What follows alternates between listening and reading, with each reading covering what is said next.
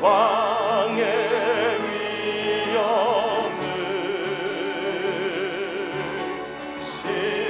신령과 진정한 찬양으로 영광 돌려 만왕의 왕께.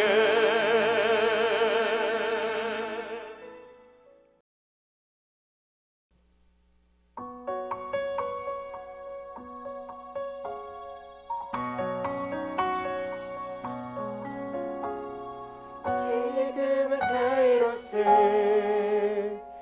흥을 보러 가자. 모든 민족에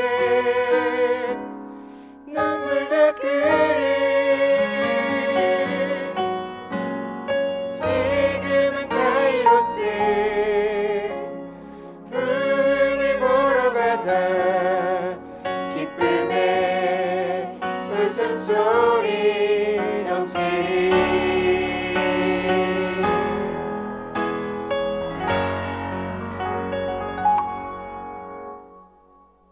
청년의 때 꼭 해야 할 있다면 그건 바로 복음 들고 열방에 가는 것.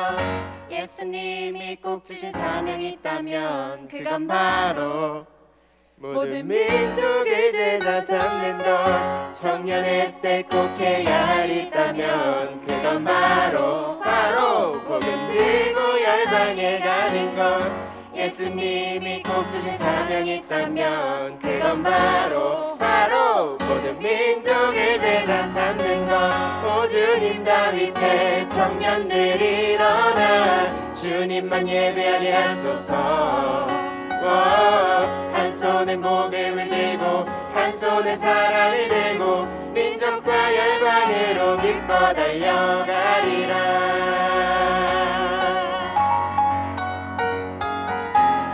주님, 우리가 주님의 청년입니다. 영원한 주님의 나라와 소망을 향해 달려가는 우리가 사랑하는 주님의 청년입니다. 네.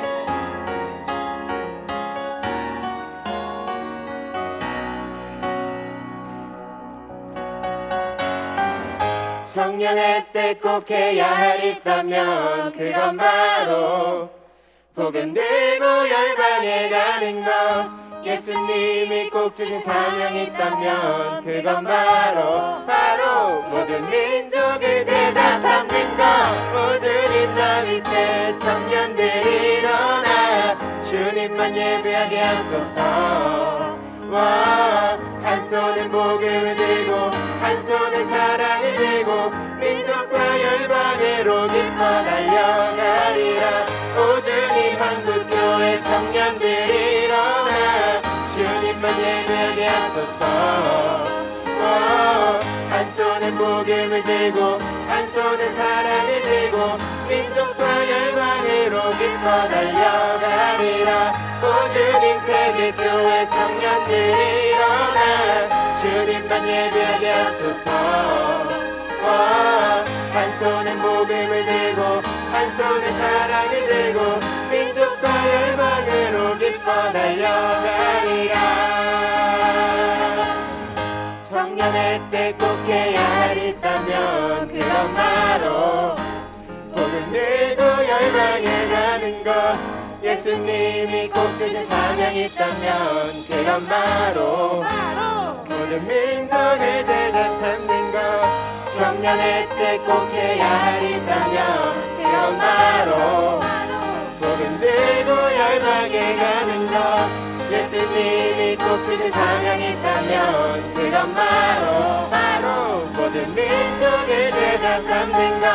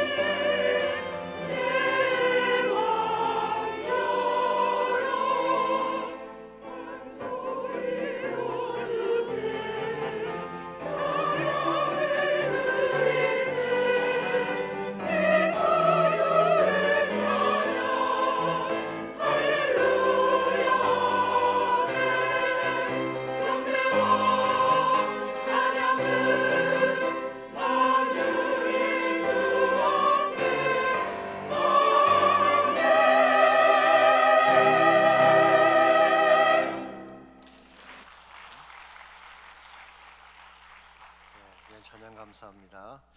우리 하나님 말씀 스가랴 2장 6절부터 13절까지 있는 말씀을 우리 한 절씩 교독하겠습니다. 오라 너희는 북방 땅에서 도피할지어다 여호와의 말씀이니라. 이는 내가 너희를 하늘 사방에 바람같이 흩어지게 하였음이니라. 여호와의 말씀이니라. 바벨론 성에 거주하는 시온아, 이제 너는 피할지니라.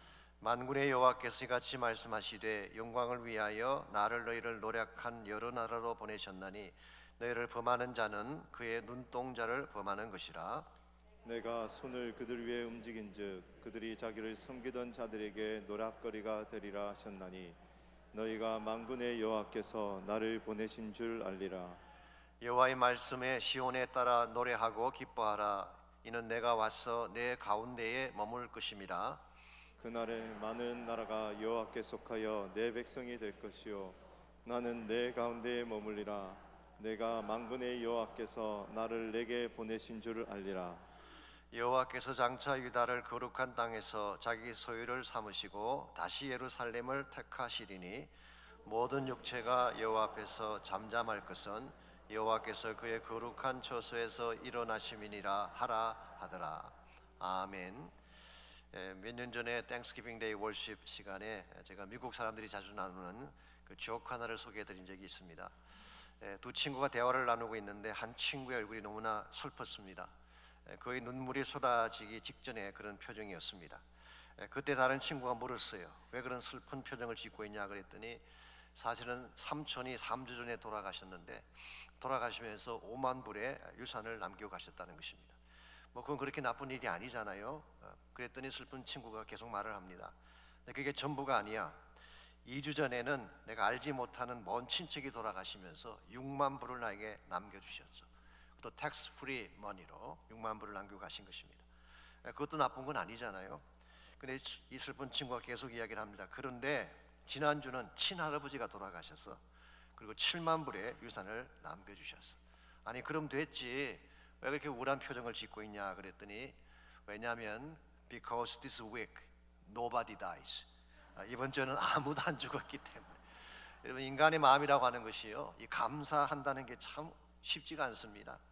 자신에게 이미 주어진 것보다는 아직 주어지지 아니한 것에 대해서 마음을 두기 때문에 감사하기가 어려운 것입니다.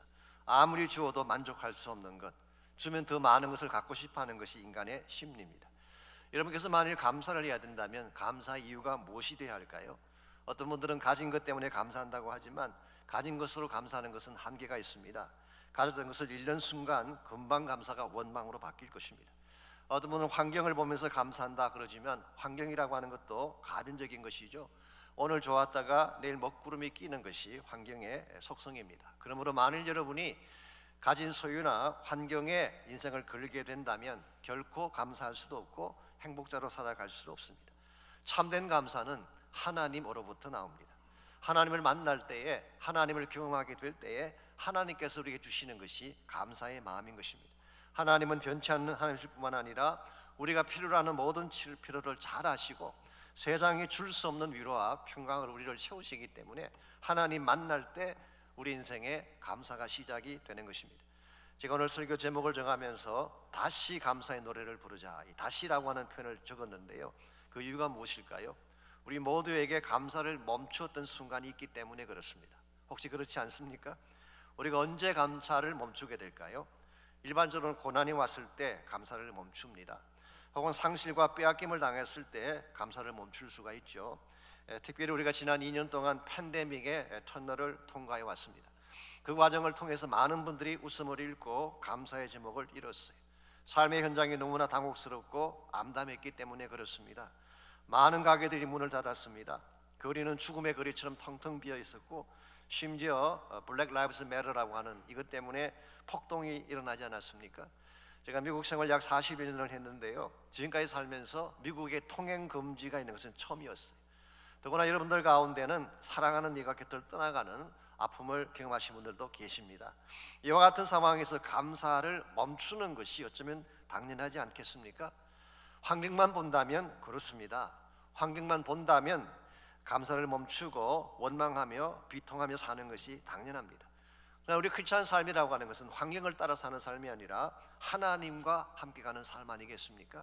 우리가 환경을 보면 실망할 수도 있고 감사를 멈출 수도 있겠지만 하나님을 바라보게 되면, 하나님을 깊이 만나게 되면 어떤 척박한 환경 속에서도 감사를 회복할 수가 있습니다. 더 놀라운 사실은 우리가 역경에도 불구하고 감사하게 될 때 하나님이 주시는 기적이 실제로 나타나게 되는 것입니다. 그 좋은 예가 지난 새벽에 다루었던 바울의 빌립보 감옥 케이스라고 할 수가 있습니다. 바울과 실라가 빌립보에 들어가서 전도를 하고 많은 생명들을 구원을 했는데 오히려 체포당하고 실컷 두들겨 맞지 않습니까? 채찍으로 맞았기 때문에 아마 피투성이가 되었을 가능성이 있습니다. 발에는 차코가 채워졌습니다. 이 발을 묶는 쇠고랑이를 말하는데요, 그러면 발목에 피가 납니다. 여기에다가 지하 감옥, 던전이라고 하는 깊은 지하 감옥에 갇히게 됐습니다. 이 정도면 사실 인생이 끝장난 것입니다. 우리라면 어떤 마음을 가졌을까요?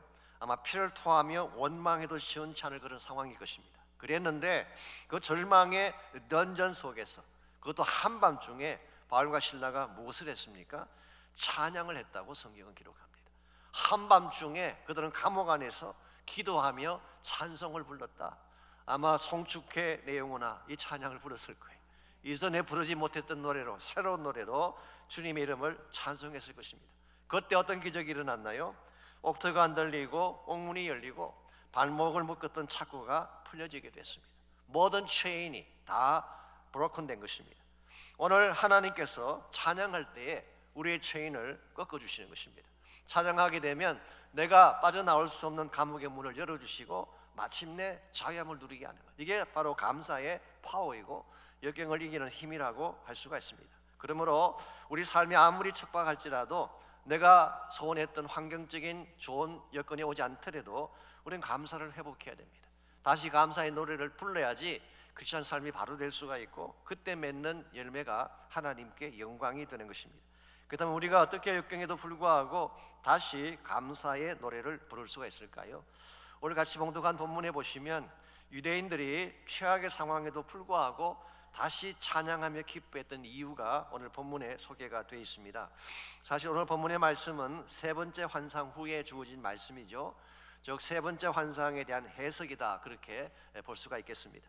제가 지금까지 말씀드려 온 것처럼 사실 유대인들이 지나왔던 지난 세월은 결코 쉬운 날들이 아니었습니다. 빼앗김도 있었고 수치와 결박과 아픔을 겪었습니다.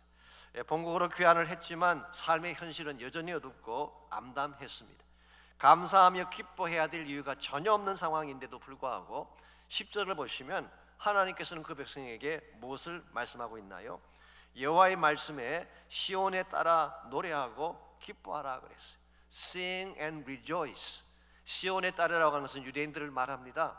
너희들이 노래하며 기뻐하라, 그렇게 하나님 말씀한 것입니다.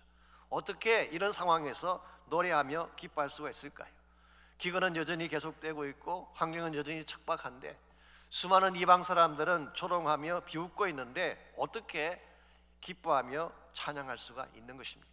환경을 본다면 절대 할 수가 없는 것입니다. 그러나 하나님이 어떤 일을 하고 계시는가를 주목하게 되면 우리는 다시 감사할 수 있게 돼요. 13절을 보시기 바랍니다. 하나님께서 이 척박한 상황 속에서 어떤 일을 하고 계시는지 13절입니다. 모든 육체가 여호와 앞에서 잠잠할 것은 여호와께서 그의 거룩한 처소에서 일어나시기 때문이라 그랬어요. 여기 모든 육체라고 한 것은 우리 모든 인간을 의미할 수도 있고 이방 열국을 의미할 수도 있고 혹은 지금까지 이스라엘을 짓눌렀던 대적들을 의미할 수도 있습니다. 옛날 번역인 개역 한글에서는 무릇 혈기 있는 자들은 잠잠할 것이다, 그렇게 번역을 했어요. 그러므로 매일 아마 이스라엘 주변에 있던 국가들과 대적들을 의미할 가능성이 있습니다. 그런데 이와 같은 수많은 열국들이, 수많은 대적들이 이스라엘을 모욕하고 이스라엘에게 고통을 안겨 주었는데 오늘 본문에 보니까 드디어 여호와께서 그의 거룩한 처소에서 일어나신다고 했어요. 이 거룩한 처소는 성소를 말합니다. 즉 보좌에 앉아 계시는 그 하나님께서 드디어 일어나신 것입니다. 하나님이 일어나시는 이유는 액션을 취하기 위해서 일어나시는 것입니다. 그래서 또 메시지 바이블은 이렇게 재미있게 번역을 해놓았어요. He is on the move. 드디어 움직이기 시작하셨다. 하나님이 움직이기 시작하면 어떤 일이 일어날까요?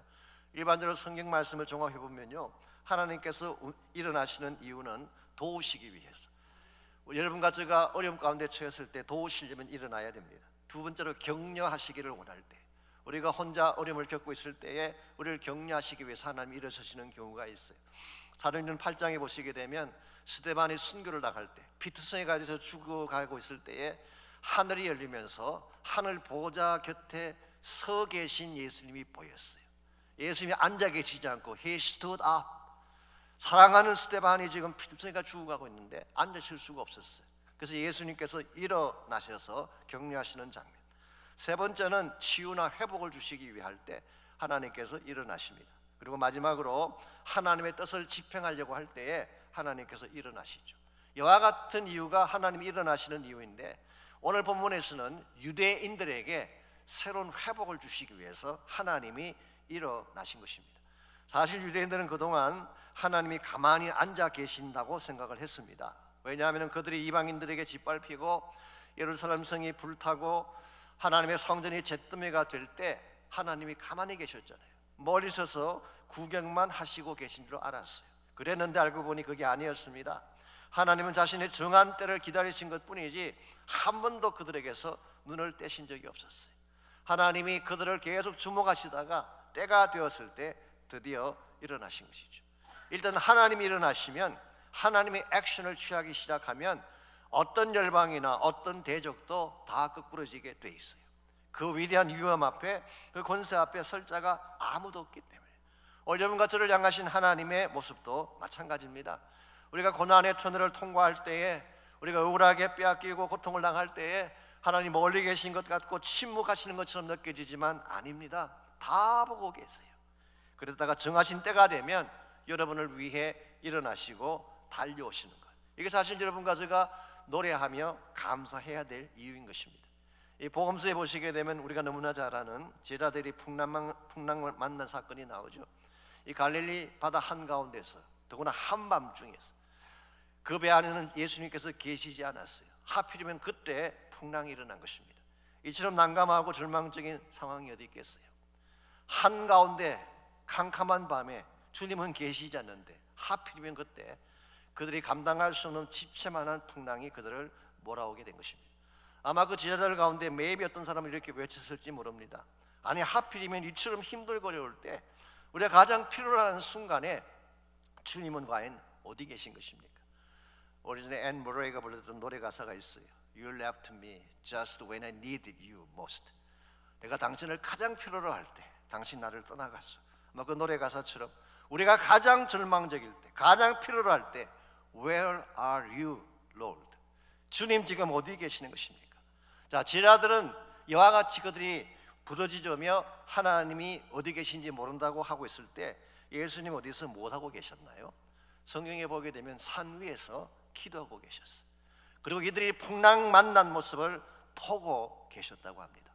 그리고는 풍랑을 뚫고 지나오셔서 마침내 풍랑을 꾸짖으시고 풍랑을 잠잠하게 하신 사건이 이 복음서가 소개하고 있는 말씀입니다.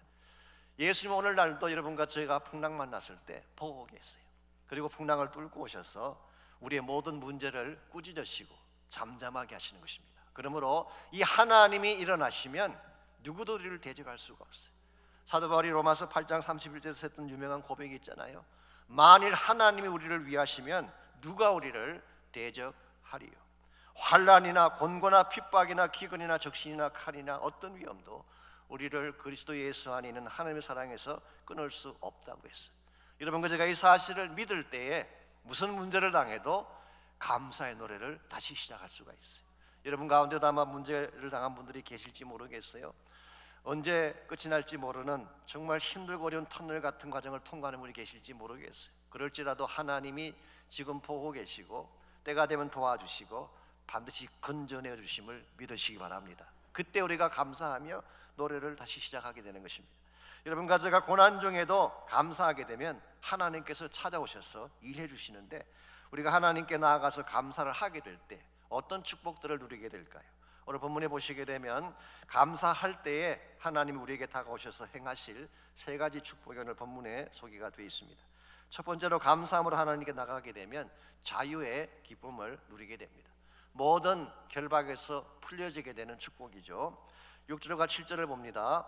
여호와께서 일어나시면 행하시게 될 첫 번째 역사를 이렇게 소개하고 있습니다.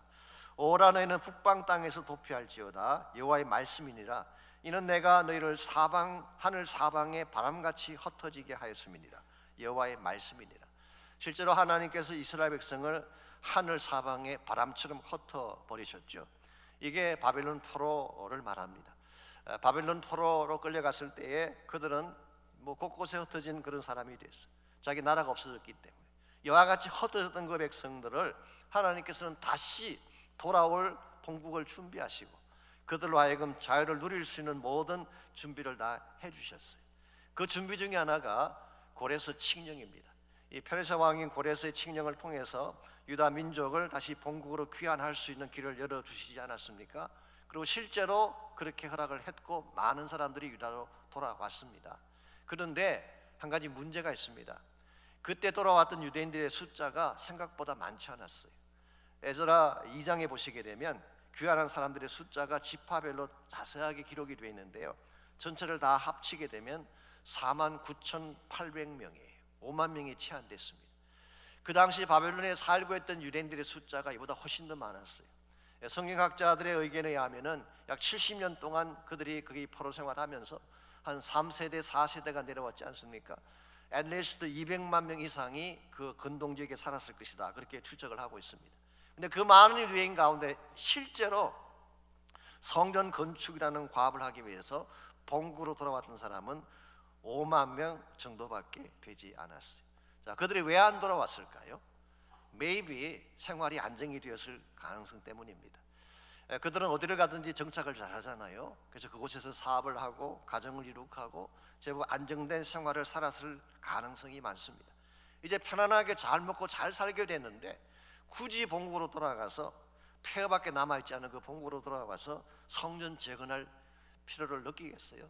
그러니까 이 사람들 중에 상당 숫자는 그냥 그곳에 머문 것입니다. 그러나 바벨론은 하나님의 백성이 영원히 머물 장소는 아니에요. 그곳이 화려하게 보일지 모르지만 편하게 살 수 있는, 잘 먹고 잘 사는 지경인지는 모르지만 거기는 성전이 없습니다. 예배의 처소도 없고 제사도 없는 것. 궁극적으로 바벨론이라는 이 나라는 영적으로 볼 때에 세상을 상징하는 것입니다. 여기는 하나님 백성이 영원히 거할 처소가 아니었습니다.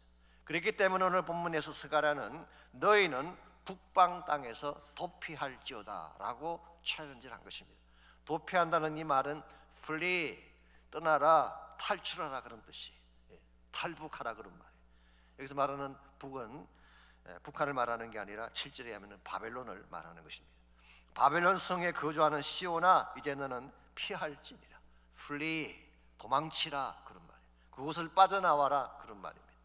킹 제임스 버전에서는 deliver thyself, 너 자신을 구출해 건져내라 그렇게 말씀을 했어요.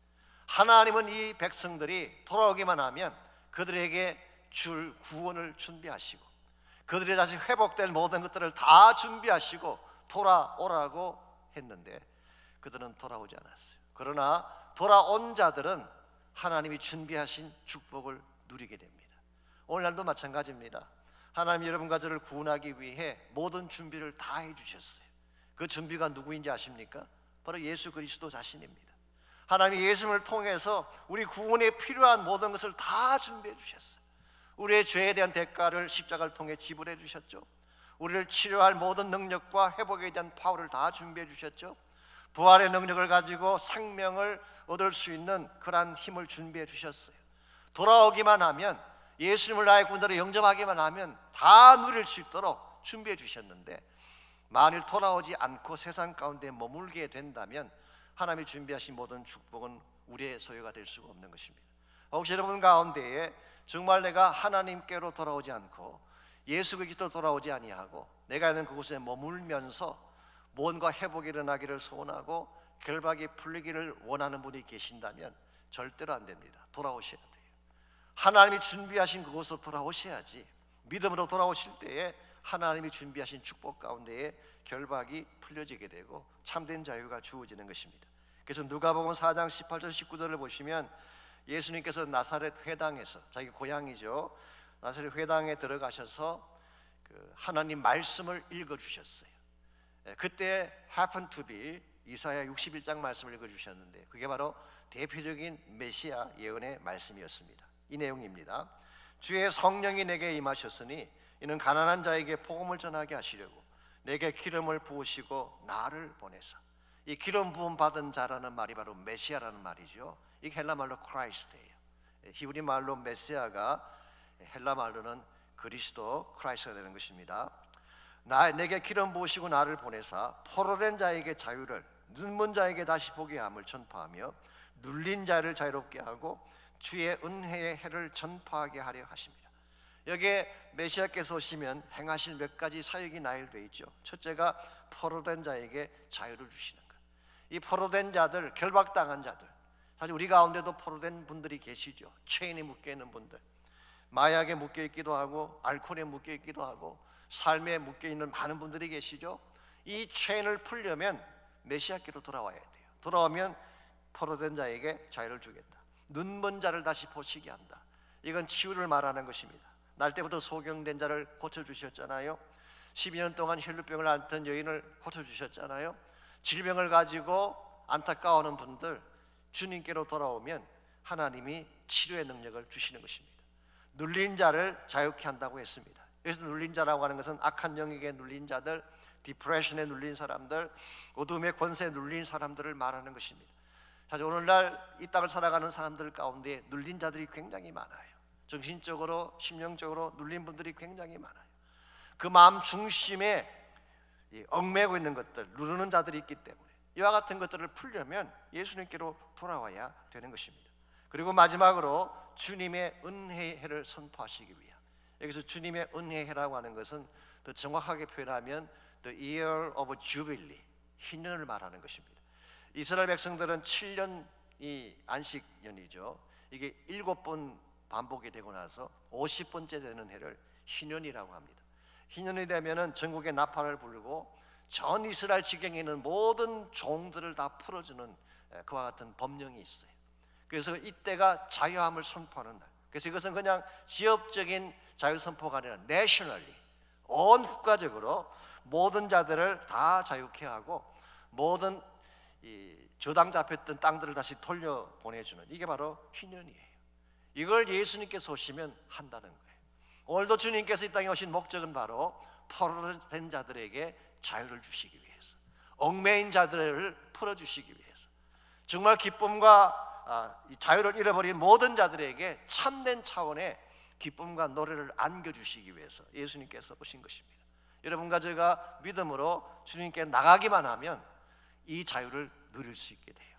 하나님께로 돌아오지 않은 자는 절대 누릴 수 없는, 그러므로 여러분과 제가 무슨 일을 당할지라도 하나님이 나의 치유자가 되시고 자유자가 되심을 믿고 하나님께로 나오시기 바랍니다. 그럼 하나님이 여러분을 고쳐주세요. 사실 어저께까지 저희들이 새벽 특세 3주간을 했는데요, 특세를 시작하면 꼭 하나님이 기도 제목을 주세요. 거의 매년 그랬어요. 그래서 특세 시작하면서 주신 기도 제목은 이 3주간 기도하면 꼭 하나님 역사하시겠구나, 이 확신을 주는 그런 기도 제목들입니다. 이번에도 한 장로님이 갑자기 편찮으셨어요. 갑자기 모든 게 다 콜랩스 됐어요. 그리고 너무나 아픔이 컸기 때문에 정말 회복할 수 있을까라고 생각할 정도로 어려웠습니다. 저 개인적으로도 굉장히 마음이 아팠고 또 교회적으로도 굉장히 그분에 대한 그 간절한 마음이 있어서 사실 새벽마다 기도했잖아요. 하루도 빠지지 않고 매일 새벽마다 우리가 그 기도 제목 가지고 모인 모든 분들이 합심해 기도했어요. 그런데 지난 주간에 제가 전화도 하고 제 방 이분이 찾아오셨어요. 요약하면 이런 말입니다. 저는 온몸에 암이 다 퍼진 줄 알았는데 사실은 그게 아니고 한 부분만 퍼졌고 나머지 부분은 잘라냈긴 했지만 암이 퍼진 건 아니라고. 그래서 지금 현재로서는 암이 다 제거가 됐고, 사실은 지난주에 제가 설교를 할 때 그 불성과학이 우리를 지킨다, 그 말씀을 인터넷 통해 듣는 중에 하나님의 성령이 자기를 확 장하는 걸 느꼈대요.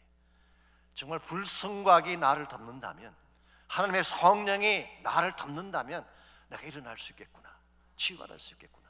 그 순간부터 힘이 나기 시작하고 회복이 돼서 일어나게 되셨대. 지난 금요일 오셔서 저랑 같이 기도하고 돌아가셨어요. 하나님은 지금도 일하고 계세요. 여러분 마음속에 있는 얽매임들을 안고 살면 죽습니다. 하나님께 나오시기 바랍니다. 부르짖으시기 바랍니다.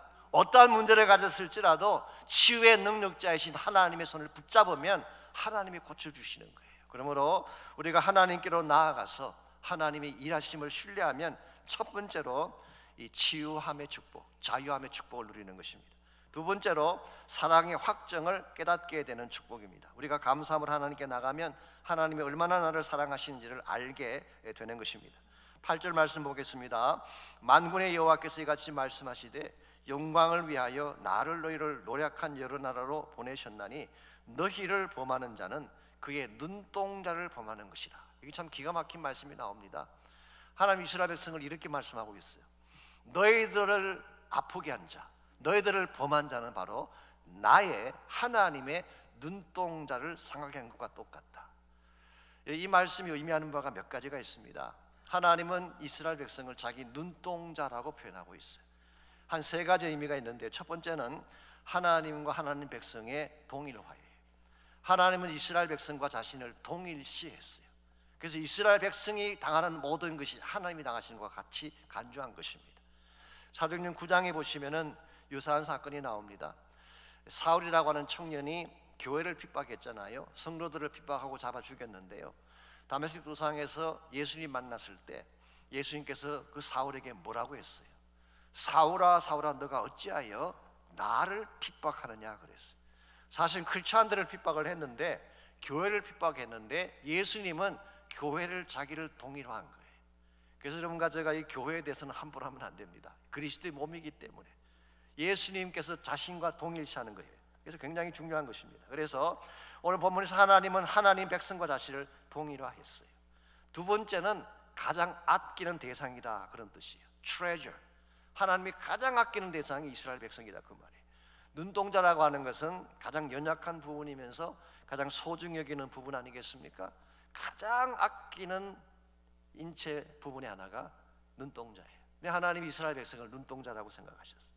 세 번째는 함께 아파하심. 이걸 영어로 compassion이라고 합니다. 함께 아파하심. 너희들의 아픔이 곧 나의 아픔이다 라는 것입니다. 이 백성의 아픔이 하나님의 아픔이라는 거예요. 이스라엘 백성들은 그동안에 자기들이 아파할 때 하나님 어디 계신가 라고 질문을 했지만, 사실 그들이 아파할 때 하나님 같이 아파하셨어요. 그들이 신음할 때 하나님 같이 신음소리 내셨어요. 그들이 밤잠을 자지 못해 헤매일 때 하나님도 같이 밤잠을 주무시지 못하고 헤매신 거예요. 이게 아버지의 심정이에요. 이 부모된 자들이 자식이 아파하면 자식보다 더 힘들어하잖아요. 여러분의 아들이나 딸이 밤에 잠을 자지 못하고 신음소리 내면 편안히 주무실 수 있나요? 못 주무시잖아요. 깨워서 그 아들이나 딸이 아파하는 거 보면 더 아파하는, 이 하나님의 심정이 이와 똑같은 것입니다. 그래서 하나님께서 이스라엘 백성을 나의 눈동자 같이 사랑하셨다.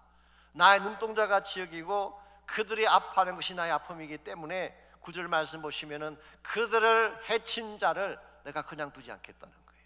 그래서 이스라엘 백성을 해쳤던 모든 자들을 노략거리가 되게 할 것이다 라고 말씀을 하고 있습니다. 여러분과 제가 인생을 살아가다 보면요, 힘들어할 때가 있습니다. 아파할 때가 있죠. 그때 여러분 꼭 기억하실 것 한 가지가 있어요. 여러분이 가장 힘들어할 때 여러분만 힘들어하는 거 아니에요. 하나님도 여러분들 곁에 계시면서 같이 아파하세요. 절대로 혼자가 아니에요. 같이 울고 계세요. 같이 신음하고 계세요. 그래서 여러분이 행복자가 되어서 잘 살고 기뻐하며 사는 것이 하나님의 기쁨이에요. 이런 면에서 여러분과 제가 이 하나님의 사랑을 기억하고 이렇게 나를 사랑하신다는 사실을 확신할 때 무슨 문제를 당해도 당황하지 않게 되고 감사의 노래를 다시 부르게 되는 것입니다. 마지막 세 번째로 우리가 감사함으로 하나님께 나가게 되면 임재의 영광을 체험할 수 있게 됩니다. 우리가 결박에서 자유케 되는 그 참 소중한 축복이죠. 그러한 하나님이 눈동자같이 사랑하시는 대상이 된다는 것도 참 감사할 일입니다. 그런데 여기서 끝이 아닙니다. 끝이 아니고 우리가 하나님께 나가게 되면 하나님께서 우리로 하여금 노래하게 될 이유를 분명하게 알게 해주시는데, 그 근본 이유가 뭐냐고 하면 하나님의 함께 하심 때문이에요. 10절을 다시 보겠습니다. 여호와의 말씀에 시온에 따라 노래하고 기뻐하라. 이는 내가 와서 내 가운데에 머물 것임이라 그랬어요. 시온의 딸들, 즉 유대인들이죠. 유대인들에게 sing and rejoice, 너희들이 기뻐하며 노래해라. 이유가 뭐냐? 내가 너희들에게 와서 너희들 한가운데 머물겠다. 이게 바로 하나님의 임마누엘 선포예요. 이스라엘 백성이 아무리 척박한 가운데 처해도, 아무리 수많은 사람들의 조롱거리가 되어도 하나님의 그들 한가운데 오셔서 함께 임재하는 순간 그들의 모든 수치는 떠나가게 되고 새로운 영광이 시작되는 거예요. 여기서 끝나지 않습니다. 하나님의 임재를 말씀하실 뿐만 아니라 하나님의 또 하나의 계획을, 또 비전을 오늘 11절 12절에서 소개를 하고 있습니다. 그날에 많은 나라가 여호와께 속하여 내 백성이 될 것이요 나는 내 가운데 머물리라. 내가 만군의 여호와께서 나를 내게 보내신 줄 알리라. 그날이 언제일까요?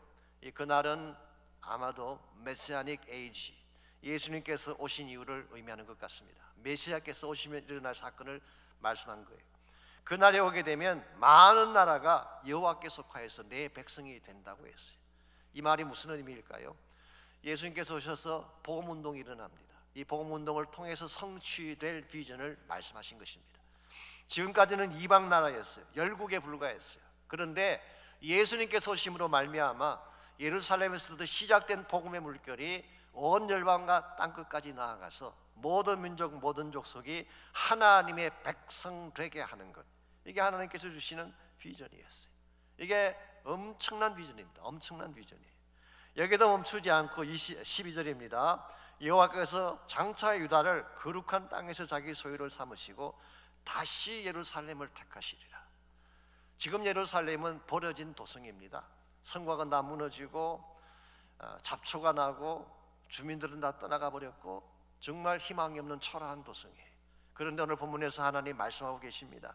때가 되면 모든 열국을 내 소유로 삼을 뿐만 아니라 예루살렘을 다시 선택해서 그 예루살렘을 나의 처소로 삼고 내가 그들 가운데 임재하면서 그들 가운데 일어설 것을 말씀하고 있어요.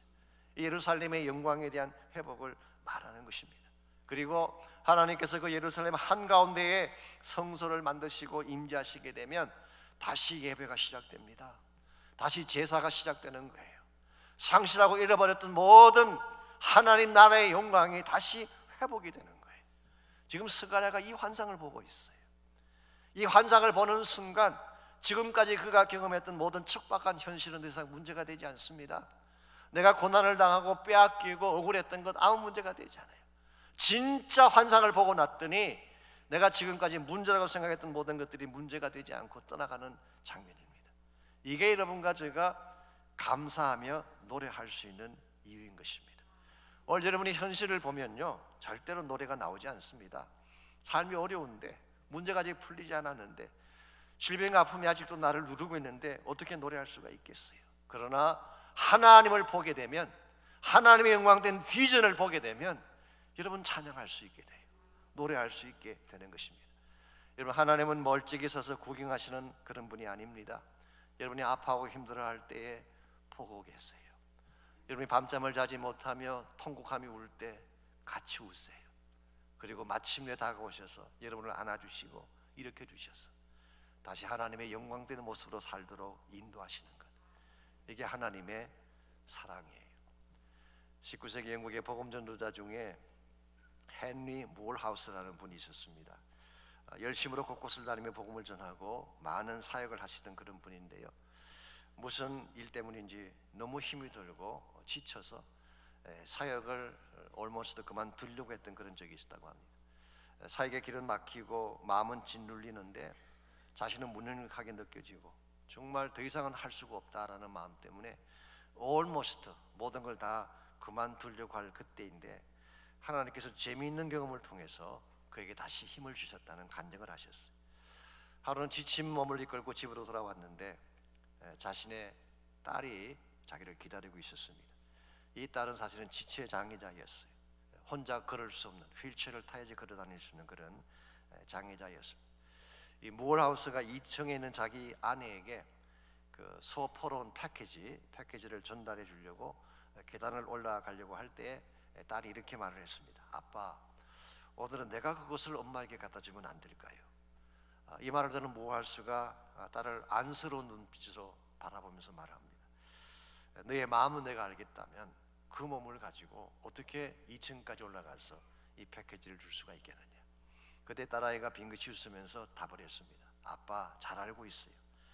그러나 그 패키지를 저에게 주시면 제가 그것을 안고 아빠가 저를 안고 그렇게 2층으로 올라가시면 되잖아요. 그 순간 몰하우스의 마음속에 번개같이 깨달아지는 것이 있었어요. 아, 참 그렇구나. 나의 모습이 무능력할지라도, 내가 지치고 기진해서 아무것도 할 수 없다고 할지라도 하나님이 나를 안고 가신다면 내가 어디든 다시 갈 수가 있겠구나. 이게 계기가 되어서 다시 그가 일어나게 되고 결국 하나님의 복음을 위해 달릴 수 있었다는 간증이 있습니다. 사랑하는 성도 여러분, 우리 모두는 다 연약합니다. 다 무능력하고 힘이 없어요. 환경이 우리를 공격하면 이길 힘이 우리에게 없습니다. 파도가 몰려오면 삼킨 바 될 수밖에 없는 것이 우리의 존재예요. 그런데 우리 곁에는 주님이 살아계세요. 어떤 파도가 몰려와도 나를 지켜낼 주님이 살아계세요. 여러분, 이 주님 만나야 돼요. 이 주님 붙잡아야 됩니다. 지금도 나를 위해 일어나셔서 일하시는 주님, 나를 위해 일어나셔서 싸우시는 주님, 내가 무슨 일을 당할지라도 나를 디펜드 해주시며 나를 지켜주시며 나를 치유하시며 나의 앞길을 열기 위해 일어나시는 주님, 이 주님을 만날 때에 여러분은 모든 환난을 딛고 일어날 수가 있고 참된 감사의 노래를 부르며 주의 영광을 위해 달려갈 수가 있습니다. 여러분의 삶의 터전 가운데 문제가 있겠지만 아직도 해결되지 아니한 많은 이슈들을 가지고 계시겠지만 여러분, 이슈보다 더 중요한 주님을 붙잡고 이 시간 기도하시기 바랍니다. 내 마음속에 잃어버렸던 찬양을 회복시켜 주십시오. 주를 향한 감사의 노래가 다시 회복되게 하여 주옵소서. 말라 비틀어진 나의 심령 가운데 성령의 생수를 다시 부어주시고 다시 기뻐 일어나며 뛰며 하나님의 영광을 위해 달려갈 수 있도록 힘을 달라고 기도하시기를 바랍니다. 우리 남은 생애가 주의 이름을 송축하고 주의 영광을 선포하며 하나님 나라와 그 복음을 전가하며 달려갈 수 있는 인생이 될 수 있도록 우리 결단하고 헌신하며 기도하면 좋겠습니다. 우리 한 목소리를 함께 기도합니다. 주님 감사합니다. 우리를 사랑해 주시고 우리에게 와지 놀라운 사랑과 은혜를 베풀어 주신 것을 감사합니다. 참으로 연약한 우리입니다. 미련한 우리들입니다. 아무리 나의 힘으로 일어나려고 해도 일어설 수 없을 때가 많음을 고백합니다.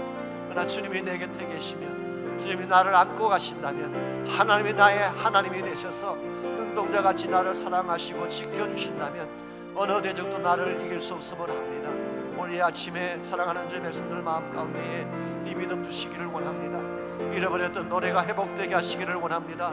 주를 향한 찬양과 하나님을 송축하는 것 심령이 회복되게 하여 주셔서 주님의 영광을 위해 달려갈 수 있도록 도와주시고 하나님 나라를 위해 새롭게 일어설 수 있는 아름다운 은혜가 임할 수 있도록 하나님 역사하여 주시옵소서.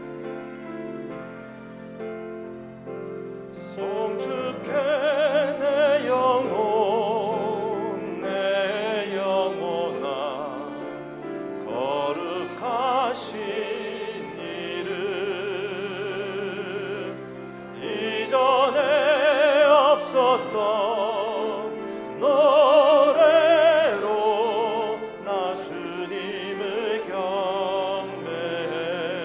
다시 한번 찬양합니다.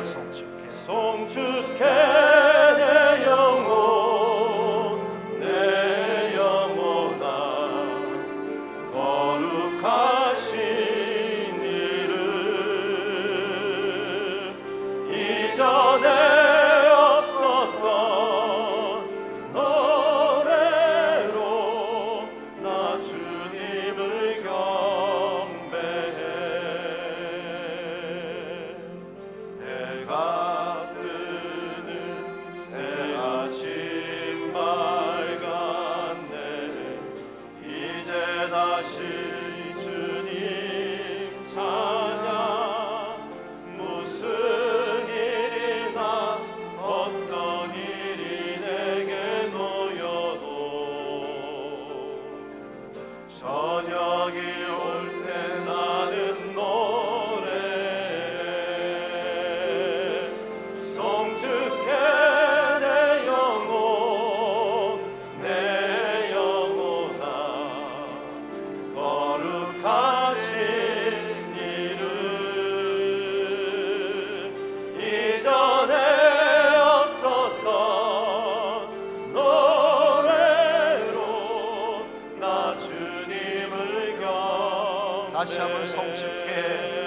다 일어나서 찬양합니다. 성축해 내 영혼 내 영혼아 거룩하신 이름 이전에 없었던 노래로 나 주님을 경배해 그날에 나의 힘 다하고 나의 삶의 여정 마칠 때 끝없는 찬양 나 드리리라 수많은 세월 지나 영원히 성축해 내 영혼 내 영혼아 거룩하신 이름 이전에 없었던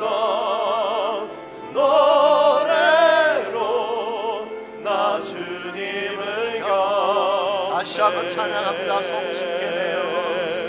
성축해 내 영혼 내 영혼아 거룩하신 이름 이전에 없었던 노래로 나 주님을 경배해. 하나님 감사합니다. 우리가 무슨 일 당할지라도 우리를 눈동자같이 사랑하셔서 지키고 보호하시고 치료하시고 회복해 주시는 은혜를 감사합니다. 무슨 일 당할지라도 주님 바라보는 죄를 되게 하셔서 환경 따라 살지 않게 하시고 나의 무능력함 바라보며 실망하지 않도록 도와주시고 지금도 일어나서 일하시는 하나님 바라보는 가운데 주의 부르심과 영광 위에 달려나갈 수 있는 우리 모두 되게 하여 주시옵소서. 이제는 우리 구주 예수 그리스도의 은혜와 하나님 아버지의 무한하신 사랑과 성령님의 충만한 임재하심이 예배를 마치고 돌아가는 모든 사랑하는 주의 백성 한 분 한 분에게 가정과 삶의 터전과 자녀들과 자손들 위해 이제로부터 항상 함께하여 주시기를 살아계신 예수님의 이름으로 간절히 축원하옵나이다. 아멘.